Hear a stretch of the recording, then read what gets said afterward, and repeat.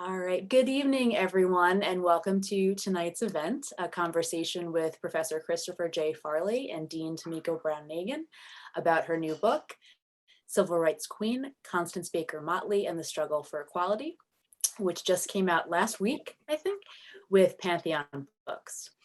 My name is Nora Sloninsky, and I'm the Gardner Assistant Professor of History, virtually, here at Iona College, where I also serve as the Director for the Institute for Thomas Paine Studies, or the ITPS. Along with my friend and colleague, Dr. Michael Crowder, who is our ITPS public historian, I will be the technical host of this event, so please feel free to send either of us a message through the chat feature if you have any technological issues or questions or concerns. Just a few brief points about navigating this platform and apologize. There we go. I apologize if some of this information is redundant to our audience, but just to make sure that everyone's on the same page. This is a Zoom webinar, which means your cameras and microphones are off. Once we turn to audience Q&A, you have three options. You can message myself or Dr. Crowder and ask that we turn your microphone on so that you can share your question or comment verbally. Or you can put your question in the Q&A tab or directly into the chat. Please also know that this event is being recorded. So if you do use your microphone, your voice will be out there on the internet at some point perhaps. Before we begin, I would like to briefly thank not only our speakers, but several people and organizations involved in supporting this programming, as well as other initiatives at the ITPS. This event is co-sponsored by the Iona College Office for Diversity, Equity, and Inclusion, and many thanks to Dr. Shamita Furlong for her support and involvement. As always, we are grateful to the Robert David Lyon Gardner Foundation for their generosity. And there's many teams at other institutions to thank, so please bear with me because it's a bit of a long list. But thank you to those at the Radcliffe Institute, Pantheon Books, and here at Iona for all their help in organizing. Damie Song, Josie Cowles, Andrea Wardlaw, Diana Costello, Kirsten James, Dominique Fowler, Professors Timothy Lyle, Natalie Redcross, Christiana Allison, our wonderful history communications intern, Cheyenne Blakely, and Doctors Tricia Mulligan and Nadine Cosby in the provost office. So with that, I am just really thrilled. I'm so excited. If you can't tell by my high energy, we've been looking forward to this event for a long time and are just thrilled to have both CJ and Tomiko here with us tonight. So Professor CJ Farley is the author of 5 novels, including the new young adult novel, 0 O'Clock, and a number of nonfiction books, including Before the Legend, The Rise of Bob Marley, and the national bestseller, Aaliyah, More Than a Woman, which was adapted into a hit movie for Lifetime Television. I love that movie. I am so excited that it was your book. That was the basis for it. Farley co-wrote and co-edited the book The Blues, published by HarperCollins, the companion volume to Martin Scorsese's PBS documentary series. Farley's short fiction has been featured in a number of anthologies, including The Vintage Book of War Fiction and Kingston Noir. A graduate of Harvard, we have a deep Harvard bench on the event or at the event tonight. He has won a number of awards, including an NAACP Image Award in 2020. He's taught as an adjunct professor here at Iona College and at Columbia University School of International and Public Affairs. He's worked as a music critic at Time Magazine and a senior editor at the Wall Street Journal. He's currently an executive editor at Audible. Farley's latest novel, 0 O'Clock, is about a teenager in New Rochelle grappling with the pandemic who finds herself in the Black Lives Matter movement. The Hate U Give author, Angie Thomas, describes 0 O'Clock as insightful, eye-opening, and inventive. Welcome to Professor Farley, and thank you so much for being here and for your comments and questions to Dean Brown-Nagin. Tomiko Brown-Nagin, our featured guest this evening, is the Dean of Harvard's Radcliffe Institute for Advanced Study, the Daniel P.S. Paul Professor of Constitutional Law at Harvard Law School, and Professor of History at Harvard University's Faculty of Arts and Science. I don't know how you have time to breathe amidst those jobs, let alone write this extraordinary book. She studied history as an undergraduate at Furman University and received her PhD from Duke and her law degree from Yale. Dean Brown-Nagin's publications are just too innumerable to cover here, but her previous book, Courage to Dissent, won the Bancroft Prize in 2011. Dean Brown-Nagin is also the chair of the Presidential Committee at Harvard and the Presidential Committee on Harvard and the Legacy of Slavery, a member of the American Academy of Arts and Sciences, the American Philosophical Society, the American Law Institute, and a distinguished lecturer for the Organization of American Historians. In describing Civil Rights Queen, historian of the early Republic Annette Gordon-Reed writes that it is, quote, a brilliant work, elegantly written and deeply researched. Brown-Nagin does complete justice to the life of Constance Baker Motley, one of the 20th century's towering figures. If you would like to purchase a copy of Civil Rights Queen, they're available at the Iona College bookstore. And I will also drop a link to a link to the publisher's website in the chat. So with that, I am delighted to turn it over to Dean Brown-Nagin, who will begin with a reading from Civil Rights Queen. Thank you so much, Nora, and thank you to Professor Farley for being with me in conversation tonight. I am going to start with a reading from a chapter of my book on Constance Baker Motley's most famous case, and that is the battle to desegregate Ole Miss, University of Mississippi. This man has got to be crazy, Thurgood Marshall yelled to Constance Baker Motley in January of 1961. That's your case. Marshall had descended upon Motley's office waving a letter from James Meredith. The missive contained such a preposterous idea that Marshall thought the writer must be out of his mind. I am submitting an application for admission to the University of Mississippi, Meredith wrote, and I am anticipating encountering difficulty with the various agencies here in the state. In view of the brewing trouble, Meredith requested Marshall's legal assistance. After Marshall finished laughing about Meredith's proposal to sue Ole Miss, he washed his hands of the case. Marshall knew Motley had the smarts and courtroom skills to do the job, and he thought her gender would be an advantage. The fight to desegregate Ole Miss might get someone killed, but in the context of Mississippi's white supremacist, yet chivalrous culture, as Marshall saw it, a Black woman would fare better than a Black man. Any white supremacist, he opined, would scarcely think twice about murdering a Black man, but he might hesitate to lynch a Black woman. The very idea of a Black woman lawyer violently clashed with the worldview of Dugas Shands Esquire, the white male lawyer who defended Ole Miss. Shands refused to address the Inc. Fund lawyer in the customary manner as Mrs. Motley. Instead, he used only indirect references, calling Motley her or she. At one point early on, Motley jumped to her feet in a bid to put an end to the charade. But the tipping point occurred when Shands called her Constance. Motley immediately objected. I would like for Mr. Shands not to call me by my first name, Motley insisted. Henceforth, the lawyer referred to Motley as the New York counsel. After months of struggle and endless delays, Meredith had had enough. Browbeaten by white resistance, Meredith wrote to Motley, resigned.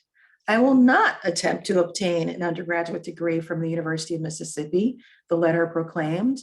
Keenly aware that Motley, who had poured herself into the case, would be disappointed in his decision, Meredith pleaded for understanding. I am human after all, he wrote. Meredith had grown tired of waiting for a deliverance that never came.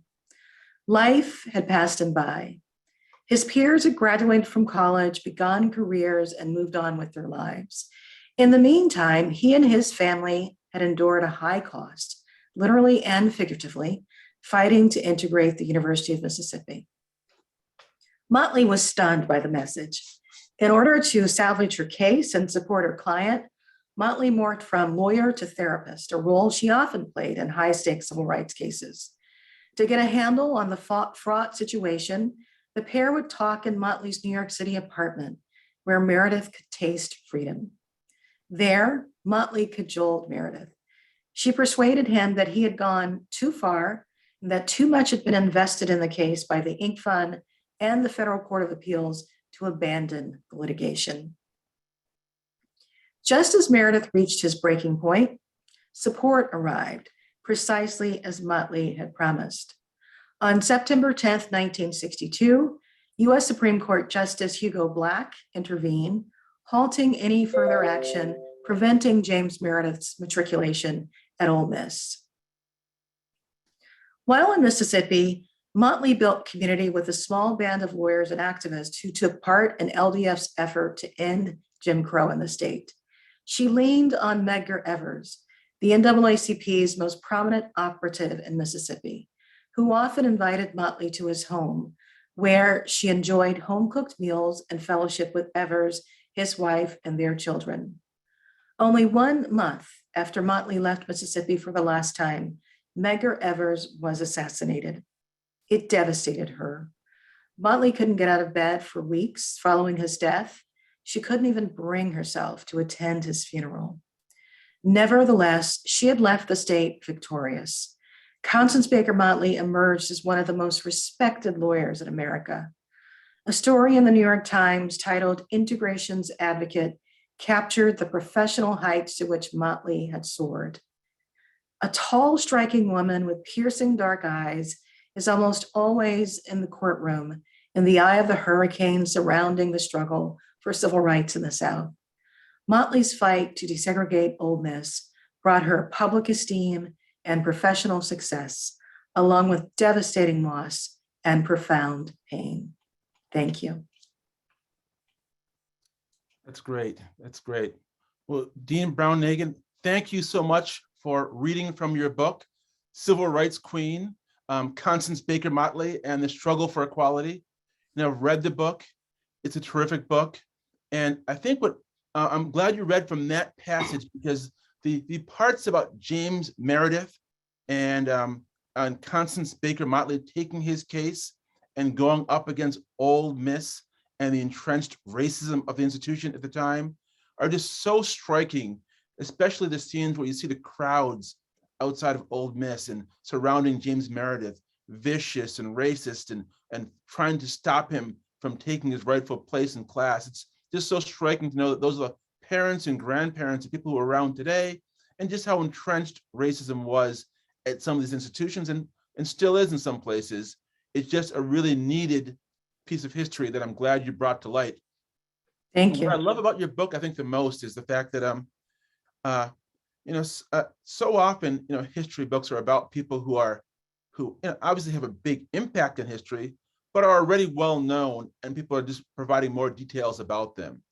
Constance Baker Motley, although she's a giant in legal worlds, to most of the general public today, isn't as well known. And so you found this figure in history that's had a great impact on our lives today, and you've brought her back to life. And that's also something that I think you deserve all sorts of acclaim for doing. And also, it's history that's really thrilling. It's not dusty. It doesn't feel remote. It feels very immediate, especially the kinds of issues you get into with this book that Constance Baker Motley was engaged in: issues of mass incarceration, of race, of women in the workplace, and of course, women on the high court, something that's very much in discussion right now, Black women on the high court. So again, this is a perfect time for this book. And I hope anyone that's watching this goes out and actually buys this book and reads it. You won't be disappointed. It really is kind of edge of your seat history. Sounds like an oxymoron, but not in the case of this book. So, thank you so much. But I want to start off with you talking about your backstory before we talk about this book that you've created.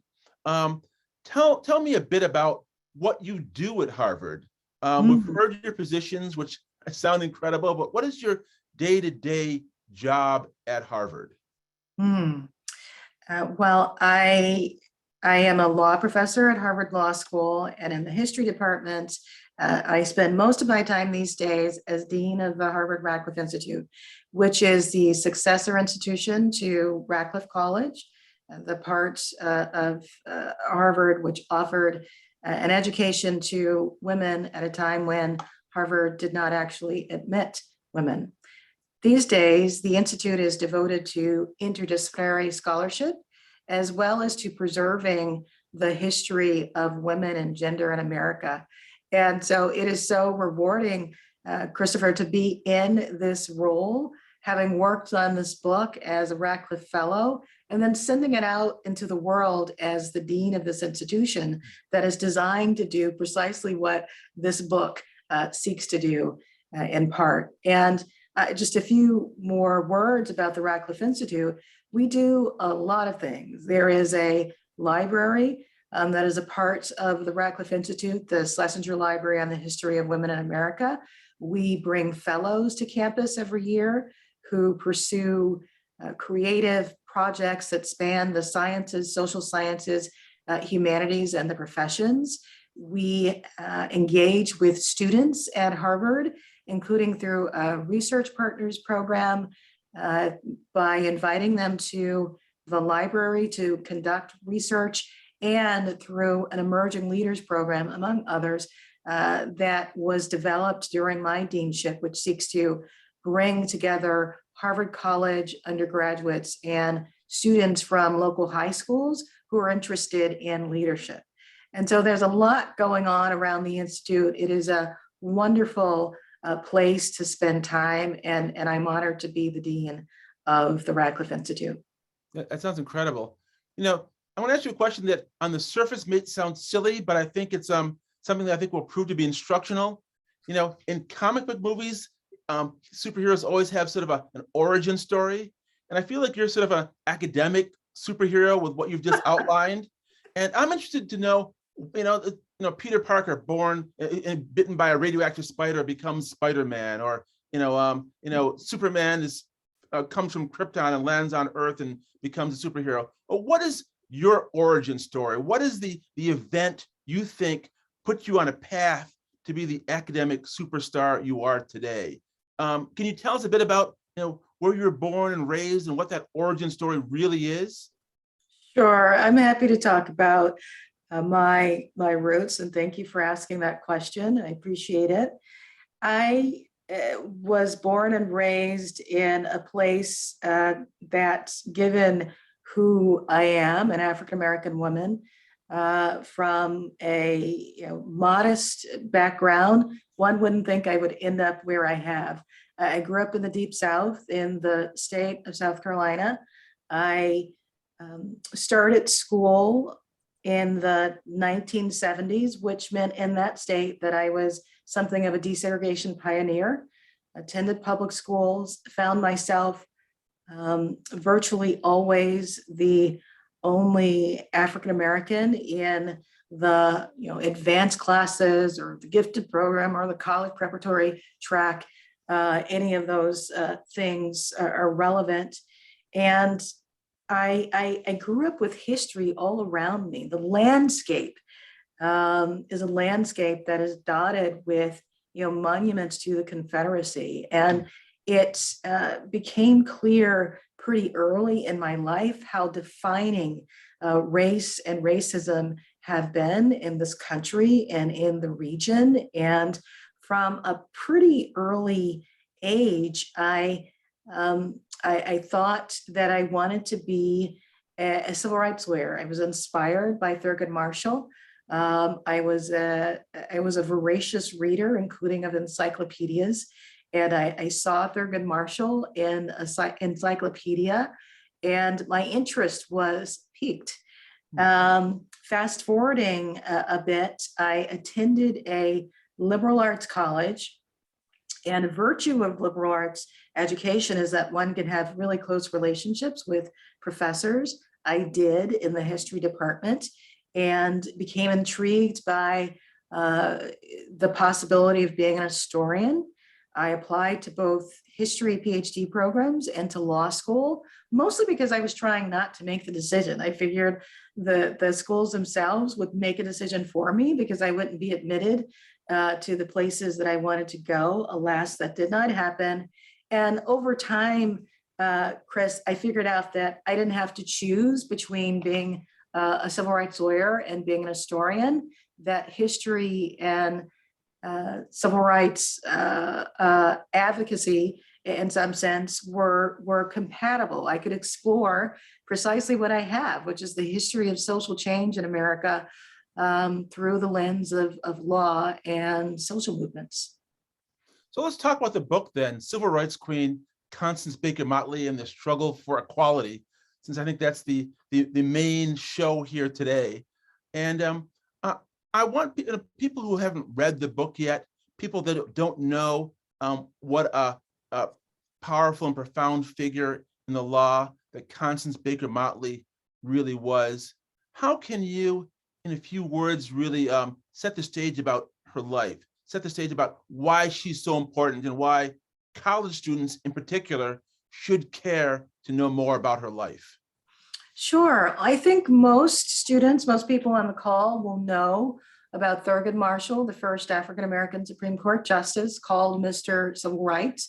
Well, Constance Baker Motley was called the Civil Rights Queen, and she was the counterpart of Thurgood Marshall. She worked at the NAACP Legal Defense Fund, the country's eminent public interest law firm, for 20 years alongside Marshall, during which time she worked on cases that changed the legal architecture of America, that reconsecrated American law and society. Those cases include Brown versus Board of Education, school desegregation cases throughout the South, including in places like Atlanta and Birmingham.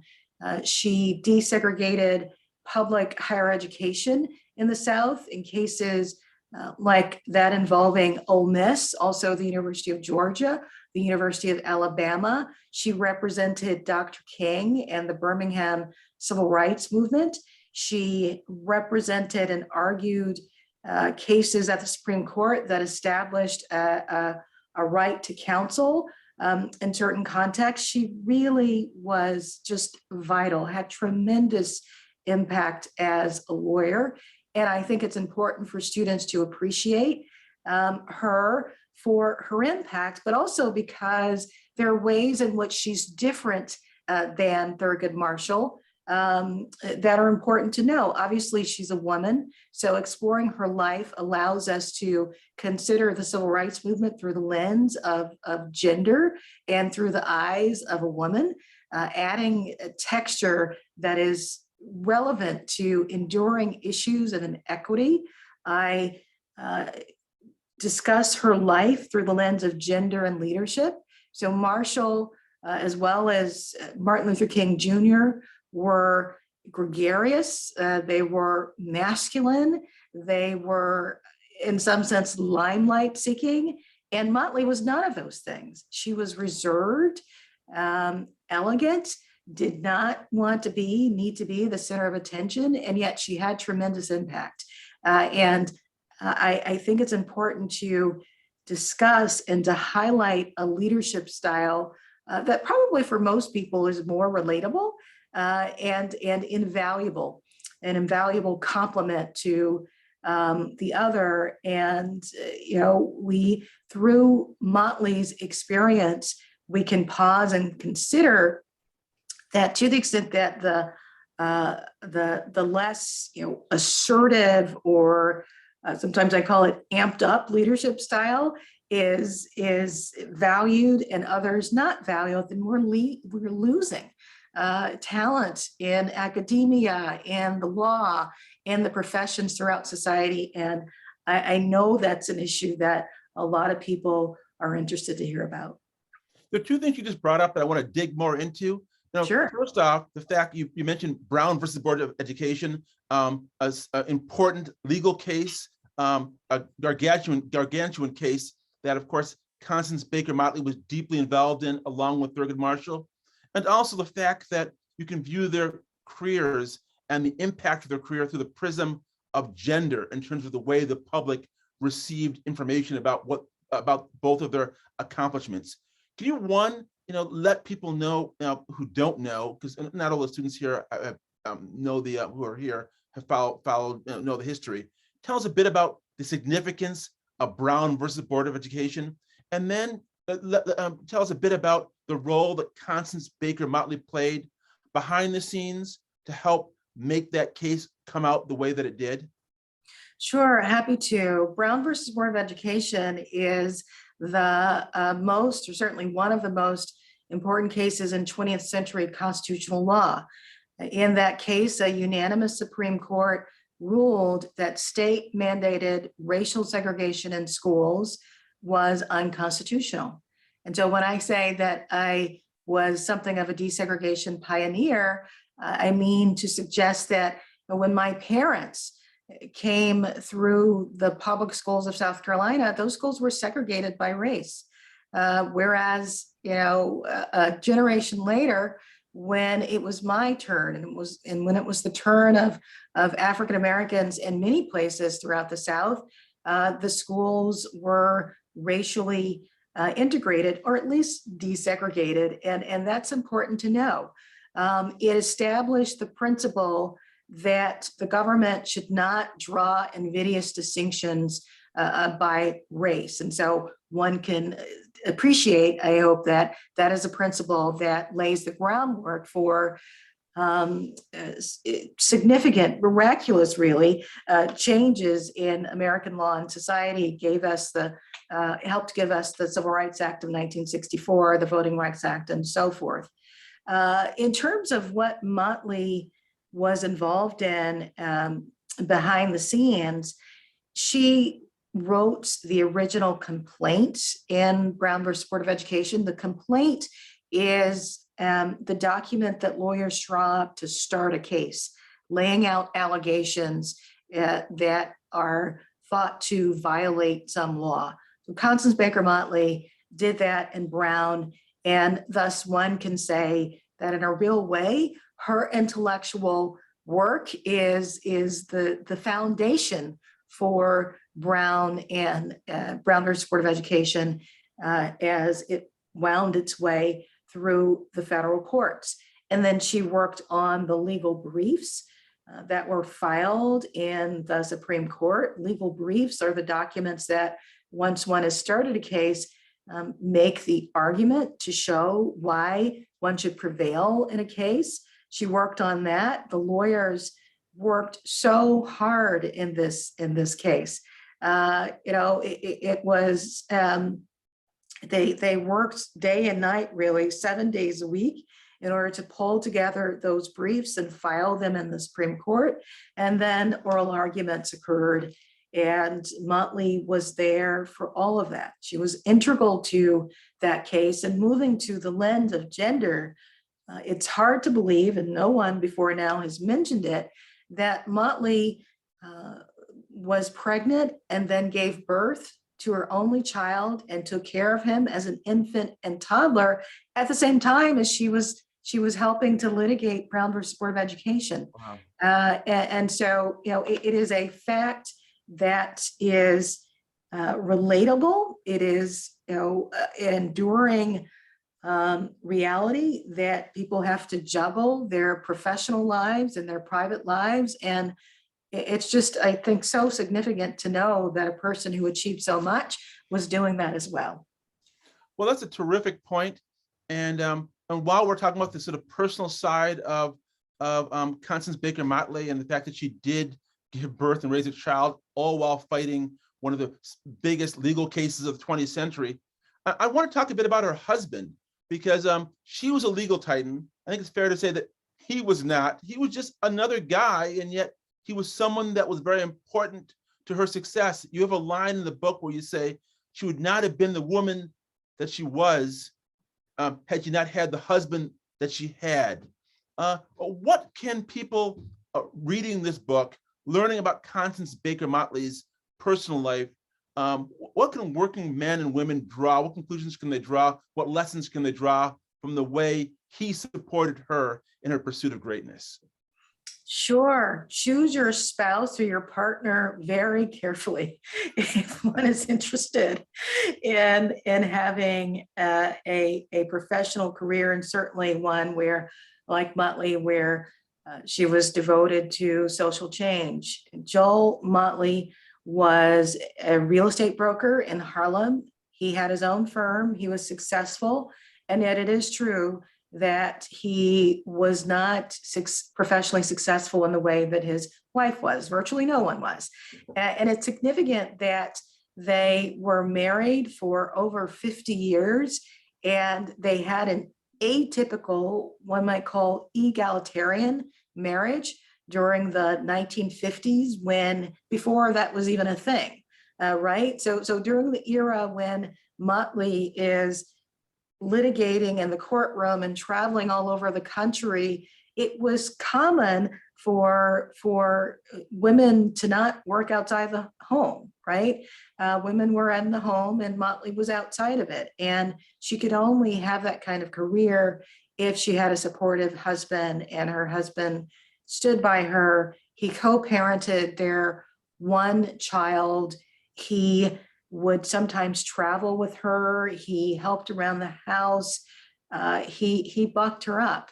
And it's a beautiful thing to read about and to talk about what made them compatible. And it's just a brilliant love story. You know, one thing that I found interesting when reading this book is that, she obviously, fought for feminist causes, lived a kind of feminist life, and yet she herself ran from that title of calling herself a feminist. She didn't like that label. Why was that? And do you consider her a feminist? Great question. Well, the label became most relevant when she was entering and then a big figure in New York City politics. And of course, a politician has to appeal to a lot of different constituencies. And it would not have been smart for Motley to apply that label to herself at that time, when journalists and others were scrutinizing her for leading the life that she did. As I said, it was uncommon for women to work outside of the home, certainly to work in these professional spaces, to represent the city of New York or the borough of Manhattan. And so she made a practical choice, and she was a very pragmatic person. And so that's one side of it. On the other hand, there is the reality that if she didn't articulate her feminism, she certainly did it. And she was a symbol of change for women, and she opened doors for other women.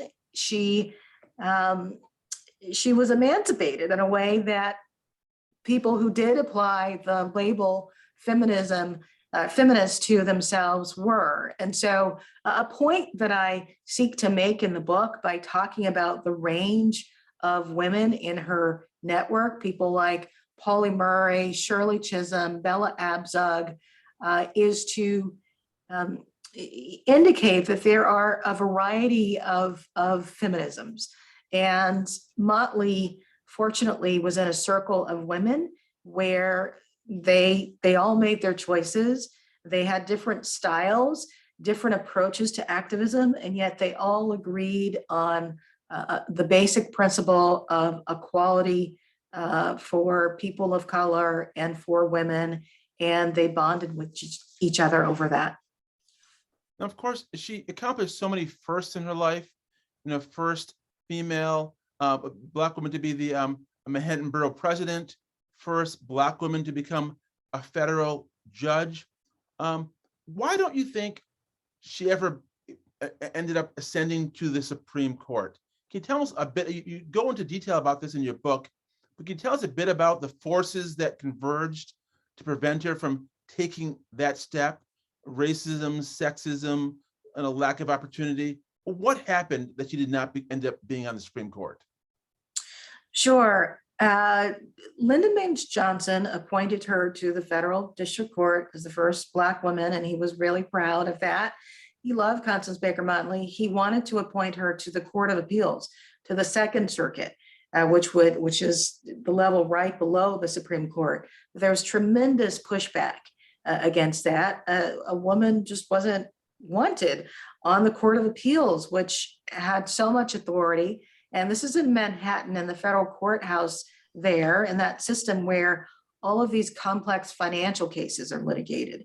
And so there were people who complained that, well, sure, she was a lawyer, but she was a civil rights lawyer. That was too narrow. What would she know about these financial cases? And there also were, these are plum jobs, and other people wanted the positions. And ultimately, LBJ backed down, and he appointed her to the federal trial court in Manhattan and told her to work her way up to the Court of Appeals. But that strategy was problematic. One, because he didn't stick around long enough to promote her to the Court of Appeals, which would have been a platform for ascending to the Supreme Court, but also because during the time when she was on the trial court, she was deciding cases. And some of those cases were controversial. For instance, she presided over a case brought by women law school graduates who alleged that one of the prestigious Manhattan law firms denied them, didn't hire them, or when it did hire them, did not promote them, and that they could not be partner. And Motley, and actually one of the lawyers representing the firm wrote a letter to Motley saying, as a Black woman, you probably experienced workplace discrimination, and as a result, you can't be fair in this case. And so her civil rights background followed her. It was a double-edged sword. And when she ended up making rulings in that case that validated the claims of the women law students, it was significant, but it also was controversial, even though she really was doing nothing other than enforcing the Civil Rights Act. Nevertheless, it was controversial. Another case that she decided that was highly controversial involved Martin Sostre, who was a jailhouse lawyer who sued the state of New York and prison wardens, including at Attica, because he had been confined to solitary confinement. He said that it was unconstitutional. She ruled on his behalf. It was met with incredible blowback. And so by the time there were other presidents in office who might have appointed her to the Supreme Court, she had that record. She looked like a real liberal. Some people still thought that as a civil rights lawyer, she couldn't be fair. And it all conspired against her. And she was on those lists, but she never made it to the Supreme Court. And so when I hear about the possibility of this nomination, my reaction is that, oh boy, this has been a long time coming. Yeah, I want to get into that because there's so many things about this book that make it so relevant to the moment, though it's also timeless. And one of those is the fact that it speaks to the whole issue of a Black woman on the Supreme Court. And you just brought up, a really vicious irony that, when you're a Black woman who's going to be a judge or a justice, so much of your ascent is going over obstacles of race and gender. But if you yourself bring it up in some way, it's often held against you. And of course, recently, President Biden has come out and said he wants to finally appoint a Black woman to the open seat on the Supreme Court. It's mostly been the province of men, mostly white men, and this would be the first time a Black woman would have a seat as a justice on the Supreme Court. There have been some forces that have said, well, that's wrong to specifically pick a specific gender and race and assign them a seat on the court. And Constance Baker Motley was someone who didn't want things given to her on the basis of her race or gender, though of course she was very much aware of all the obstacles she had to face because of them. What would she have thought of the atmosphere around this current Supreme Court pick and the fact that President Biden has specifically said he wants a Black woman to fill this seat? Would she have been horrified, delighted, the mixture of both? I'm just wondering, as someone who knows her so well. Right. Well, Constance Baker Motley supported the appointment of women and people of color to the bench, but very clearly indicated that and persuasively argued that the appointments were important because they would strengthen American institutions. They would show that we are a nation committed to the anti-discrimination principle, that anyone who is qualified can stand for appointment to the bench. She said that she didn't think that these individuals, people of color or women, necessarily would decide any differently than a white man. Rather, she focused on the broader principle. And so she certainly would support the appointment of one of these eminently qualified African-American women, but she would certainly be skeptical at the same time or she would be aware that identity can be weaponized against one. It happened to her, and I imagine that she would probably urge some caution and hope that the administration, and I'm talking for myself here as well, is prepared to really have the back of whoever is nominated. This is a great moment in your book that I think also speaks to today, where she has an encounter, Constance Baker Motley has an encounter with Malcolm X, and they have radically different views of what it takes to have progress in America. Of course, Constance Baker Motley is all about working within the legal system, later becomes a judge and is literally part of the system. And Malcolm X doesn't believe in the system. He doesn't believe that working through the system is going to get you results, that you can't really dismantle a master's house with a master's tools, to quote Audre Lorde. When you look at the situation today through the prism of those two differing takes on what it takes to achieve civil rights, with a very conservative court, a court that looks like it's probably going to roll back a lot of precedent on civil rights law, on affirmative action, and a lot of the court cases dealing with race we might have taken for granted, and that Constance Baker Motley actually laid the foundations to. Who do you think was right in the end? Do you think that Constance Baker Motley was right to try to work within the system, thinking that could, in the end, accomplish her aims with the American experiment? Or was Malcolm X right, thinking you can't really work within the system to help achieve rights for African Americans? An important question, and yet I'm a both and person. And I think that both perspectives are worthy and important, and both kinds of actors are important. And I would imagine, well, I certainly have written that when one thinks about how social movements succeed, it's important actually to have a more extreme position. That is, authority figures are more likely to accept whatever the moderate position is. And in this case, it is, the integrationist position if there's a threat of a more radical perspective. And certainly that was the case with Black Power, Malcolm X, Panthers, etc.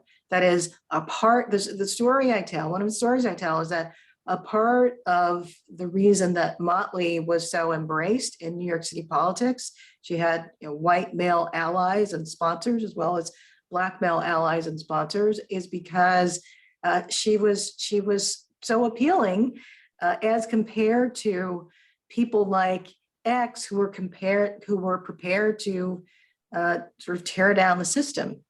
And so I think that I would not want to choose. And obviously I've between the two, and then obviously I've chosen my own path. I believe that it's important to have people of color inside of institutions. There is a lot that is to be said, a lot that can be contributed, but ultimately it takes all kinds. It really does. Now, again, I found the book to be like a thrilling read, and there's one section that almost feels cinematic to me. It's a section where Constance Baker Motley is in Birmingham, and Martin Luther King has faced some roadblocks in the civil rights movement. He's not getting the support that he should. He ends up recruiting children to sort of go up against Bull Connor, to march in the streets and advocate for civil rights. And Bull Connor comes down hard on the kids, and some of the kids get arrested, and Constance Baker Motley has to swoop in and be the legal advocate for these young people who have been kicked out of school by a vicious and racist legal system and educational system. And it's really touching and dynamic and dramatic, and it feels like a movie. So my question is, who could play Constance Baker Motley if your book or that sequence is turned into a movie? Because it feels so cinematic, your book. Who could you imagine in Hollywood could play this role? Oh, wow. What a question. Well,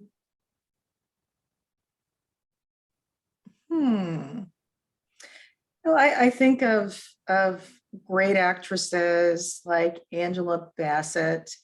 That's a good one. But I don't know. There's a question about when one is casting an actor, to what extent does one need the look? So Constance Baker Motley was physically striking. She was nearly 6 feet tall. And let me think of what Black actress has that physically imposing quality. Who would you say? I'm not sure. But I think the point that I'm making is that her physicality is actually really important to appreciating her rise and even her acceptance in a male-dominated profession. She was very feminine, and I'm sure that a number of people could play the role, but one would want to choose someone who could really look the part. And I think probably I should just stop there.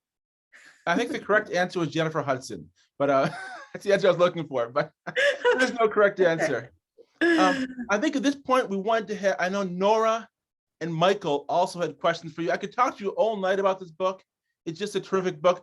If you haven't bought this book yet, please check it out. It's just a really terrific read.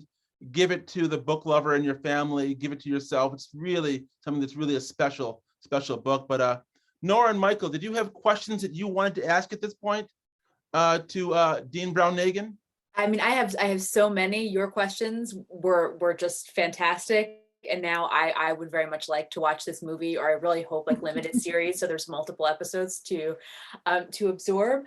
But I guess the most immediate question that comes to mind, which I think is in line with your, CJ, is I was incredibly struck by the cover image and the wonderful photograph of her. And I was just wondering, and I know in the world of publishing, there's a lot of different circumstances that go into selecting a cover, but mine, did you pick this photo? Did you have some input? I would imagine had some input on it, and what made you pick this one for the cover art? I did, and my late mother also helped in choosing that photo. And what is it about the photo that is so striking? Well, first of all, she has on her little sheath dress and her pearls, which she always wore her pearls, and yet she's throwing up this victory sign, which is not necessarily what one would expect from a woman in pearls.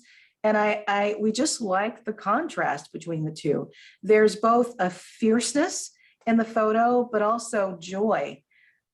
She's triumphant there. She didn't really know if she was gonna win political office. She was outside of her lane in a sense. And I think that that photo captures her joy at having stretched. She stretched and she prevailed, and thus victory. Yeah, I find that fascinating because throughout the book, it's interesting to see how much sort of the patriarchal structures women like Constance Baker Motley have to navigate in, how much because of that, fashion and clothing choices actually play a symbolic and important role and need to be addressed. And you talk about the fact that she's someone that didn't like wearing pants. She'd rather wear dresses.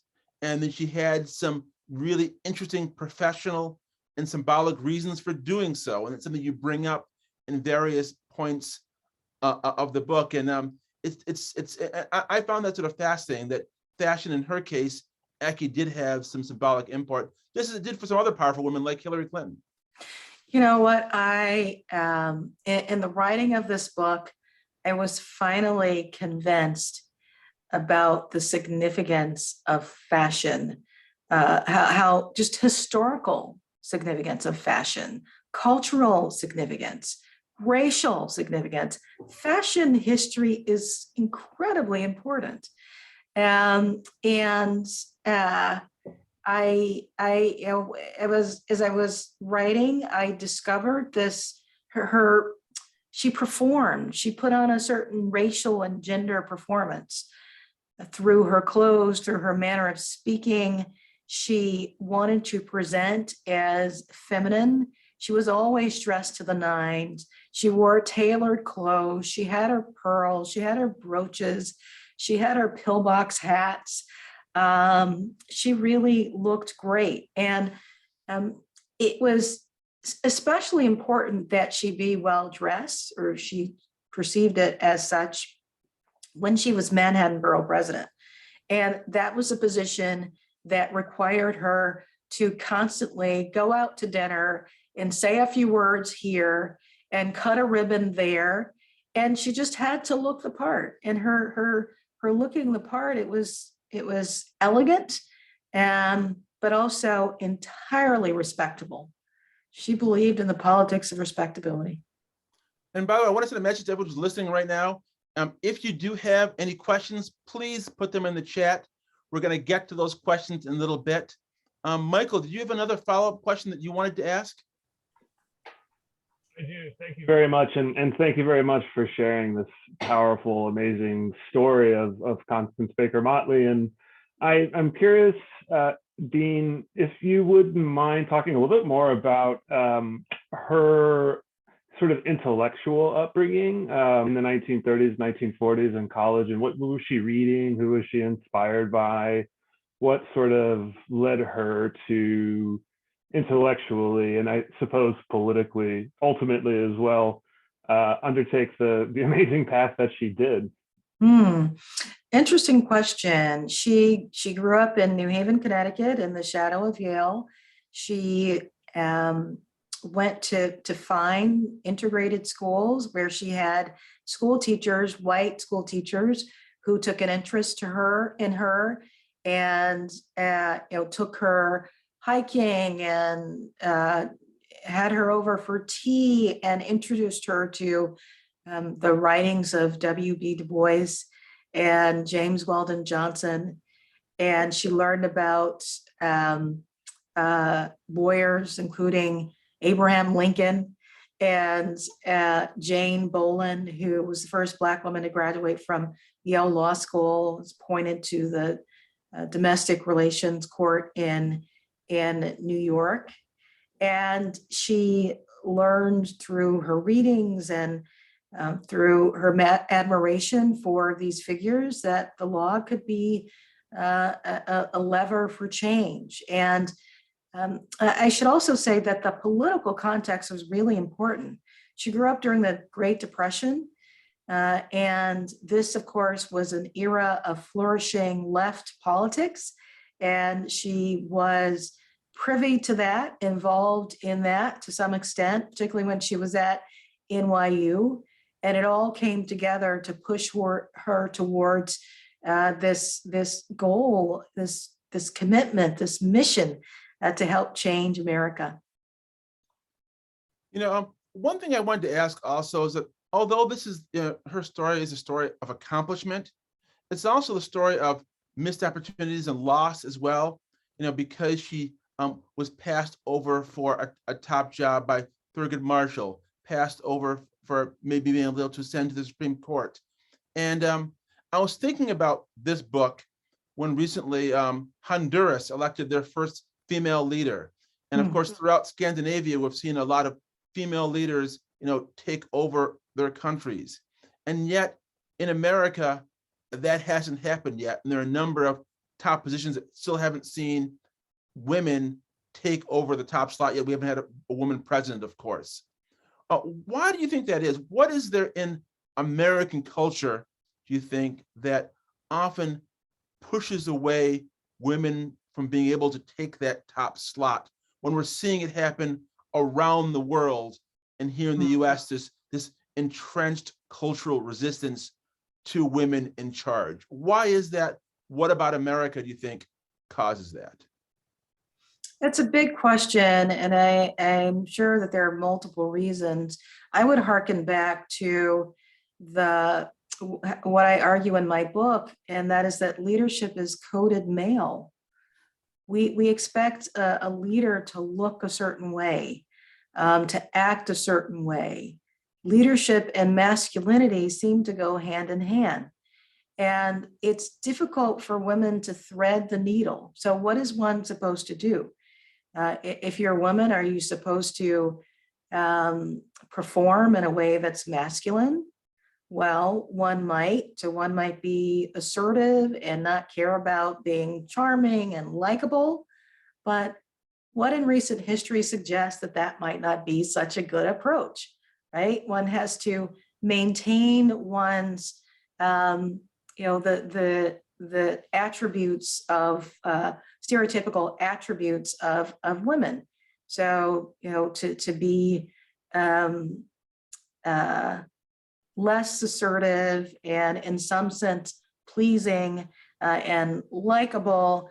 And it's just very, very hard. And even when there were several women running for president last time, we could see the way in which gender stereotypes and racial stereotypes just made it difficult for them. Although I was very happy to see so many women on the stage, at least.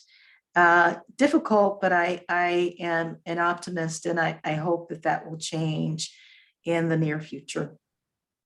Well, I'm going to get to some of the, because that leads us to a segue to some of the questions. And one of the questions that came in spoke to that exact point you just made. And the question is, what are some of the learnings for women who are seeking leadership positions today from your book? So what are some of the learnings for women who are seeking leadership positions today can they get from your book, Civil Rights Queen? Sure. Well,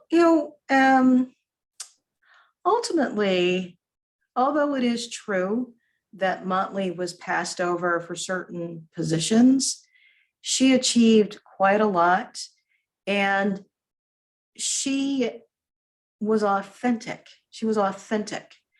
And which means that one may not achieve a position that is, in some sense, not a fit for the person that one is, right? So there's this conundrum. If a president, or let's just move out of that realm, if it's a law firm partner, or I don't know, a partner in a consultancy, if what is required to do those things actually conflicts with one's values and one's authentic self, then it's important to appreciate that. And the other thing that I will say is that it was really important in Motley's life to have mentors and sponsors. She did achieve quite a lot of success in sectors that one would not think she would have been successful in, because she was well regarded by powerful people. And I think that is a pathway to leadership that she was successful in pursuing. Other lessons, these are not, they're hard truths that are taught by Motley's life. So, for instance, one of the enduring difficulties of her life was how she had an uneasy relationship to traditional motherhood. So in order to be a leader in her field of law, in order to be a judge, she worked incredibly long hours. And she, she didn't see her child in the way that a traditional parent would. So there's sacrifice, is what I'm saying, involved in leadership. And she was always juggling, always in some way. She wore a mask, I say, and she wore a mask because in order to be in the positions that she did and to have credibility, she couldn't let her emotions, or she didn't feel like she could let her emotions or her disappointments show. So I describe in the book how there were instances when she was a federal judge, when male lawyers would, guess what, talk over her, speak over her, or even instances where she wasn't called judge. So she might be called Mrs. Motley, which is not something a lawyer should be doing. And so it's, again, the idea of performance is so important when one thinks about leadership and gender and the lessons to take away. There's a lot of sacrifice there. I end my book with a quote from Bella Abzug, who was Motley's law school classmate and also the first woman elected congressperson in New York. And she says in a letter to Motley, being first is always an honor and a burden. And so I think that is so true. And something I think we have to sit with, meditate upon. I don't think it's just about a first, although that's significant. It's also just about seeking these positions of power and authority. There can be a, there's a singularity, there's a loneliness. It's complex.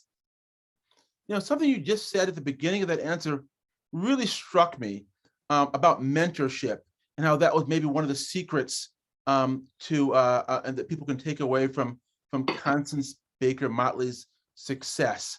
Because early on in your career, you talk about the fact she had this rich sponsor who sort of swoops in and helps fund her college and law school career. Later, when she becomes a lawyer, Thurgood Marshall takes her under his wing, and that helps her to sort of go up to a certain level. And in the careers of many successful people, sponsorship, mentorship is such a key thing, and yet most people out there don't know the first thing about building that network of sponsors and mentors and attracting them and building a rapport with them to help their careers. I'm sure there are many students watching this that might not even know about the concept of sponsorships and mentorships.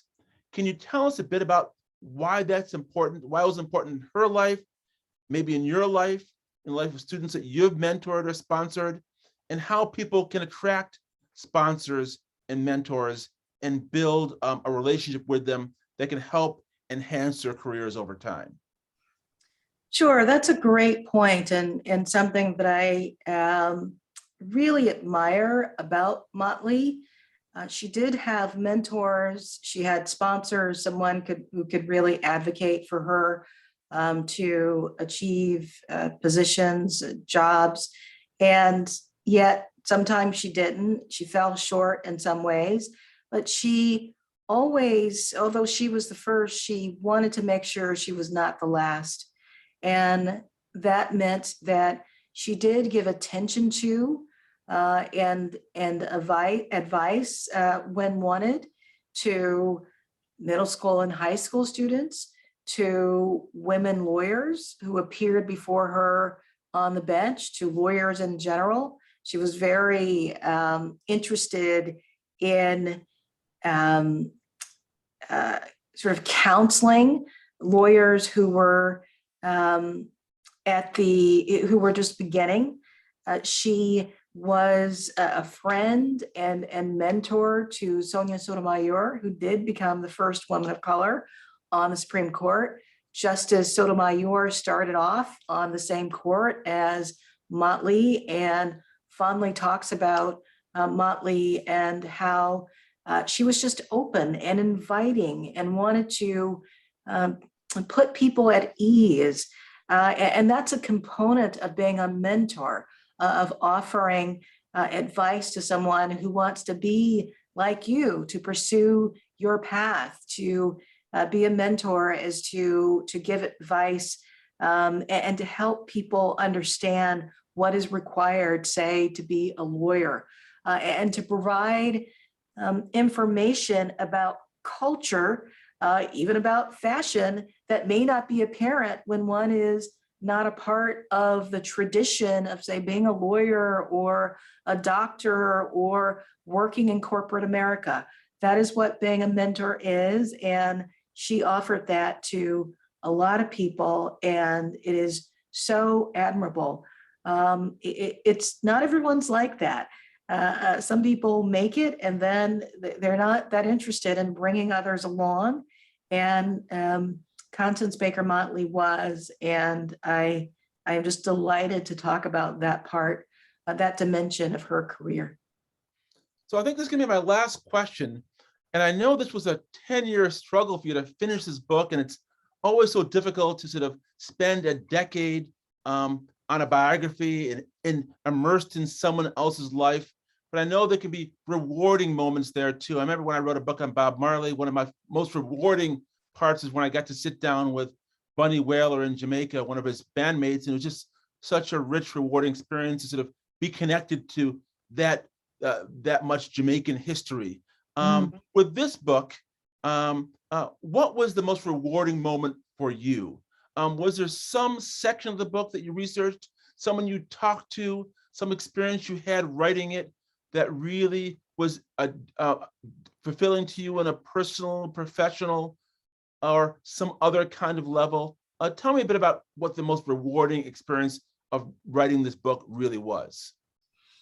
Sure, I would say it was the investigation of the few clues that she left behind into her interior life, what made her tick, what her personality was like. And that was quite challenging. You know, in order to write a successful biography, one has to know something of the interior life of the individual that one is exploring. And in the case of Constance Baker Motley, she really did not give up much. She was private and reserved. She wore a mask. She didn't let a lot of people peek behind.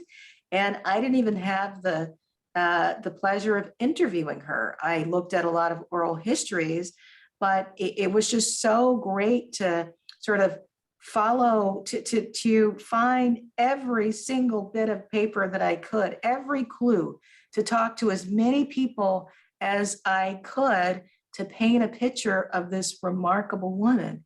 And the joy has been being told by her son and family members and others who knew her that I actually did it. I captured her.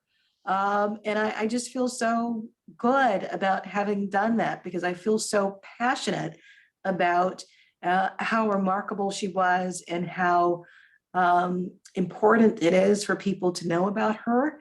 And I'm happy that I was able to sort of crack the code in a sense, including, you mentioned Jamaica, by visiting Nevis, which is just a beautiful place with a very distinctive culture. And it was key, I think, to understanding Motley, her family, and her way of moving through the world. Well, whenever you can get into Caribbean vacation while writing a book, that's a good book. So again, you're proving your brilliance over and over again in this conversation. We're going to leave it there. I think I'm going to leave it for Nora and Mike to say our goodbyes. But again, Dean Brown-Nagin, thanks a lot for speaking with me about your great book, Civil Rights Queen, Constance Baker Motley and the Struggle for Equality. It's out now. Trust me, this is a terrific read. It's more than history. It really is very dramatic and moving and instructional and really of the moment right now. We can tell by the things we've been discussing. So So thanks again, Dean Brown-Nagin, for talking to me, and thanks for producing this really wonderful, remarkable book. Well, thank you, Christopher. You have been a fantastic interviewer. I've so enjoyed talking to you. Thanks for having me. Thank you both so much for that absolutely incredible conversation. I was just absolutely delighted to host you virtually at Iona and at the ITPS, and maybe someday we could welcome you both into conversation in person again. Not that you need the pressure of writing another book for the immediate future, but I have a feeling like Civil Rights Queen will be very relevant for conversation for quite some time to come. So it was such a pleasure having you, Dean Brown-Nagin and Professor Farley.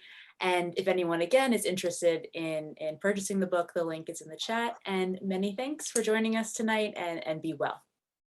Thank you. Take care. Bye, thanks.